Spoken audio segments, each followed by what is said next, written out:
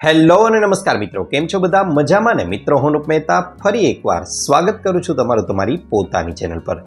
મિત્રો, ધીમે ધીમે તમે લોકો જોઈ રહ્યા છો કે ઉનાળાની શરૂઆત થવા લાગી છે અને ઉનાળામાં આપણને લોકોને સૌથી મોટી કોઈ વસ્તુની જરૂરિયાત હોય તો એ છે પાણી। જી હા મિત્રો, અને આ પાણી પણ જો ઠંડુ હોય તો મજા જ આવી જાય, પરંતુ કરીએ છીએ કેવું કે આ ઠંડુ પાણી પીવા માટે અવારનવાર આપણે પાણીની બોટલો છે તેને ફ્રીજમાં રાખીએ છીએ અને ફ્રીજમાંથી આ પાણી કાઢી અને પીધા કરીએ છીએ। હવે ફ્રીજ છે તે ઠંડુ તો કરે છે, પરંતુ ગમે તેમ તે આર્ટિફિશિયલ કૃત્રિમ રીતે ઠંડુ થયેલું પાણી છે। પરંતુ આજના આ વિડીયોમાં આપણે લોકો એક એવી ટેકનિક જોવાના છીએ કે જેના દ્વારા આખો ઉનાળો, કદાચ તમારો ગોરો નવો હશે કે જૂનો હશે, છતાં પણ આખો ઉનાળો તમારા ગોરાનું પાણી છે તે એકદમ ઠંડુ રહેશે અને તમને કુદરતી ઠંડક મળી રહેશે। આ માટે શું કરવાનું છે તે હવે આપણે લોકો વિડીયોમાં નિહાળવાના છીએ। તો ચાલો જોઈએ આ માટે આપણે લોકોએ શું કરવાનું છે। મિત્રો, સૌથી પહેલાં તો તમારે લોકોએ કોઈ જૂનું માટલું લઈ લેવાનું છે અને આ ઘરમાં રહેલું માટલું છે તેને પાણી વડે ભીંજવી દેવાનું છે, તેને એકવાર ભીનું કરી દેવાનું છે। હવે શું કરવાનું છે તો સૌથી પહેલાં તો આપણે લોકોએ 1 થી 1.5 ચમચી, જી હા મિત્રો, 1 થી 1.5 ચમચી જેટલું મીઠું લઈ લેવાનું છે અને આ મીઠું છે તેને કોઈ સોફ્ટ સ્પંજ હોય અથવા તો કોઈ કૂચો છે કે જેનાથી કોઈ લીસોટા ન પડે તેના પર આ 1.5 ચમચી મીઠું લઈ અને અહીં વિડીયોમાં આપણે જોઈ રહ્યા છીએ એ પ્રમાણે હવે આ મીઠા જે કૂચા પર લીધેલું છે એ કૂચા વડે સમગ્ર ગોરાને બહારની ભાગે, સમગ્ર માટલું છે તેને બહારના ભાગેથી જ આપણે લોકોએ બરાબર રીતે ઘસીને સાફ કરવાનો છે। અહીં તમે વિડીયોમાં જોઈ શકો છો એ પ્રમાણે આપણે લોકોએ બંને બાજુએથી ગોરાને સાફ કરવાનો છે। બધી બાજુએથી આ કૂચાને ફેરવી દેવાનો છે। અંદરની બાજુએથી તમારે આ કૂચો છે તે નથી ફેરવવાનો, માત્ર માટલાની બહારની બાજુએ જ આ મીઠું છે તેને લગાવવાનું છે।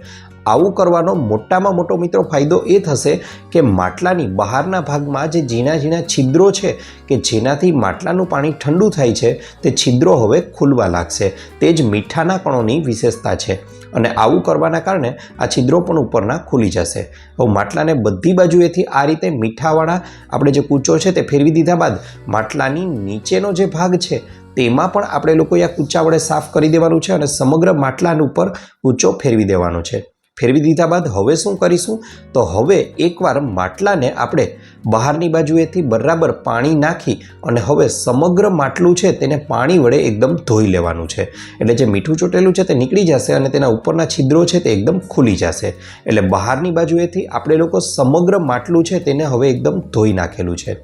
હવે માટલાને આપણે રાખી દઈશું અને માટલાની અંદર આપણે લોકો લગભગ એમ કહેવા જાવ ને મિત્રો તો 1 થી 1.5 ચમચી જેટલું મીઠું ઉમેરવાનું છે માટલાની અંદર। હવે યાદ રહે, માટલાની અંદર આપણે લોકો જ્યારે મીઠું ઉમેરીએ છીએ ત્યારે માટલાની અંદર કોઈ જ પ્રકારના કૂચાનો ઉપયોગ નથી કરવાનો, માત્ર મીઠું ઉમેરી દેવાનું છે અને હવે તેમાં પાણી ભરવાનું છે। જી હા મિત્રો, પાણી ભરી દેવાનું છે। લગભગ અડધાથી પોણો આપણું માટલું છે તે ભરાઈ જાય ત્યાં સુધી પાણી ભરી દેવાનું છે। હવે આ પાણી ભરાઈ ગયા બાદ તેને હળવા હાથે અહીં જોઈ શકો છો વિડીયોમાં એ પ્રમાણે આપણે હલાવી દેવાનો છે ગોરાને અને અંદરથી આપમેળે જ તે મીઠું બધે ફરી જાય એવી રીતે ગોળ ફેરવવાનો છે। હવે મિત્રો, તમે અહીં જોઈ શકો છો એ પ્રમાણે સૌથી પહેલાં તો આપણે લોકોએ એક કોથળો લઈ લેવાનો છે। હવે આ કોથળાને આપણે લોકોએ માટલાની ફરતે એકદમ વીંટાળી દેવાનો છે।